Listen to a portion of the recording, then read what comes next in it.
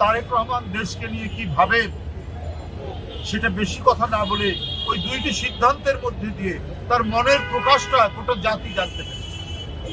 যে ব্যক্তি নিজের নামের আগে বিশেষণ দিতে চান না, সেই ব্যক্তিটাই হচ্ছে অত্যন্ত জনমুখী গণমুখী একজন নেতা।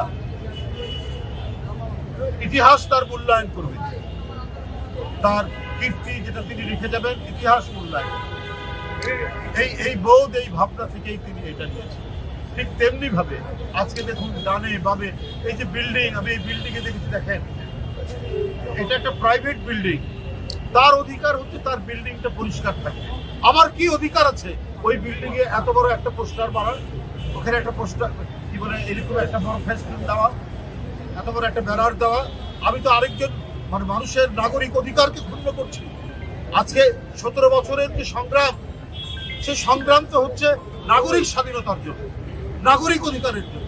আমি পোস্টার দিয়ে আমি যদি এই সমস্ত বিল্ডিং, এগুলো হচ্ছে বাণিজ্যিক বিল্ডিং, এর প্রত্যেকটার নিচে দোকান আছে, রেস্টুরেন্ট আছে, বিভিন্ন ধরনের আপনার বিপণী বিতান, এগুলো আমরা যদি ওদের সাইনবোর্ডটা বাদ দিয়ে আমরা দলীয় ওখানে ব্যানার দিয়ে দেই, পোস্টার দিয়ে দেই, ফেস্টুন দিয়ে দেই, তাহলে তো আমি ওর অধিকার এবং তার যে বাণিজ্যিক যে এলাকা, আমরা সেই এলাকার তার অধিকারকে আমরা ক্ষুণ্ণ করে গায়ের জোরে কাজ করছি। এটাও একটা সন্ত্রাসীমূলক কর্মকাণ্ডের মধ্যে পড়ে আইনের ভাষা।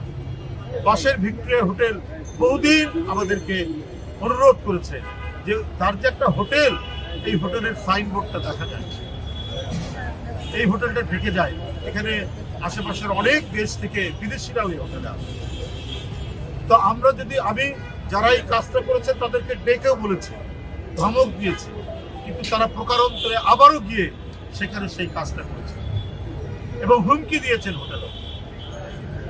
আমাদের ফার্স্ট হচ্ছে অনুরোধ করেছে আমাদের এই 4টি কমিটি যারা নেতৃবৃন্দ আছে তারা করবেন, আর যদি তারা না শোনে তাদের যাদের পোস্টার ব্যানার দেখা যাবে নির্দিষ্ট সময়ের পর তাদের বিরুদ্ধে দল ফাইন করবে এবং এই কমিটি তারা প্রয়োজনীয় থানায় মামলা করবে।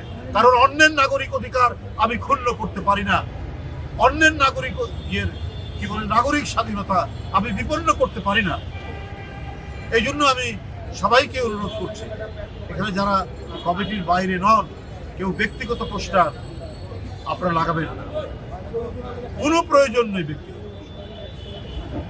যদি জাতীয় দিবসগুলো ব্যাপার থাকে সেইটা ওই জাতীয় দিবসের দিন আপনারা, এর বাইরে এটা করতে যাবেন না।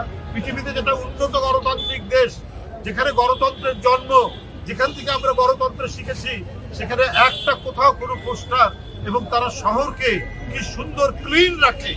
সেটা আপনার লন্ডন যান, লন্ডনও তো অত্যন্ত ঘনবসতি একটি শহর, কিন্তু ওর মধ্যেই তারা যেভাবে পরিচ্ছন্নতা আপনার তারা পালন করে, পরিচ্ছন্ন রাখে, এটা তো আমাদের শেখার ব্যাপার আছে।